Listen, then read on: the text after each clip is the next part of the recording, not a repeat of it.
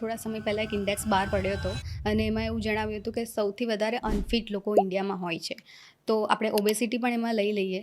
તો શું એવું કારણ છે કે ઇન્ડિયાની લાઈફસ્ટાઈલ કઈ રીતની છે કે એમાં ઓબેસિટી વધારે આવે છે? આપણા બેઝિક જે જીન્સ હતા ને, બિફોર કોલોનાઇઝેશન, જે બ્રિટિશનું જે રૂલ્સ હતું, ત્યારે આપણા જે ફોર ફાધર હતા એ લોકોને એક ટાઈમ પણ ખાવાનું નહોતું મળતું. એટલે આપણા જીન્સ મ્યુટેટ થયા અને એ થયા સ્ટાર્વેશન જીન્સ. એટલે હાલની તારીખમાં બી આપણે ખાઈએ છીએ ને તો એના કરતાં અડધું સ્ટોરેજ કરીએ છીએ. એટલે આ એક ઇન્ડિયન જીન્સમાં સ્ટાર્વેશન, મ્યુટેશન ઘણો ઇમ્પોર્ટન્ટ ફેક્ટર છે.